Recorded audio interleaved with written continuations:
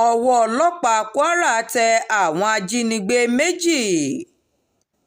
iléeṣẹ́ ọlọ́pàá ìpínlẹ̀ kwara ti náwó gan àwọn afurasí ajínigbé méjì kan níbi tí wọ́n ti ń gbìyànjú àti gba owó lọ́wọ́ ẹni tí wọ́n ń dúnkookò mọ́ láti jí gbé. gẹ́gẹ́ bí àtẹ̀jáde kan látọwọ́ alūkkóró fún iléeṣẹ́ ọlọ́pàá ìpínlẹ̀ kwara dsp èjìrẹ́ adéyẹmí tóun eléyìí tó tẹ iléeṣẹ́ atótó arére lọ́wọ́ ló ti ṣàlàyé pé ní ọjọ́ 15 inú oṣù kínní ọdún 2025 yìí ní nǹkan bíi aago 6:30 ìdájí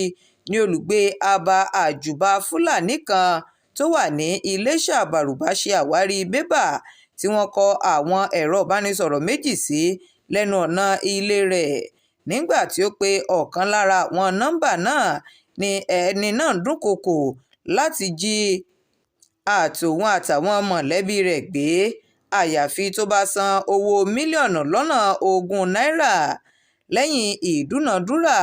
ni ó gbà láti gba owó mílíọ̀nù 4 náírà lọ́wọ́ rẹ̀ tí wọ́n sì tètè fọ̀rọ̀ náà tó iléeṣẹ́ ọlọ́pàá létí,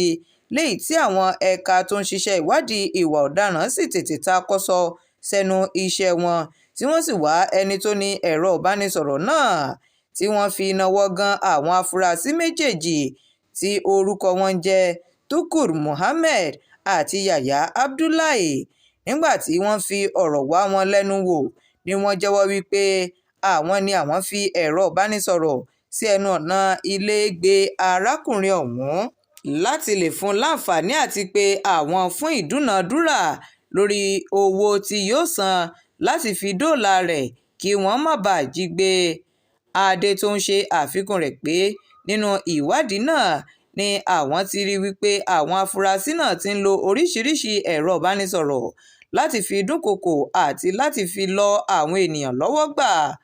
àwọn afurasí ọ̀hún ni wọ́n ti fojú wọn ba ilé-ẹjọ́ tí wọ́n sì ti wà ní àhámọ́ ọ̀kan lára àwọn ọgbà àtúnṣe ní ìpínlẹ̀ kwara. shakirat arówólò nurudeen ló ń jábọ̀ ìròyìn fún iléeṣẹ́ atótó arére online tv.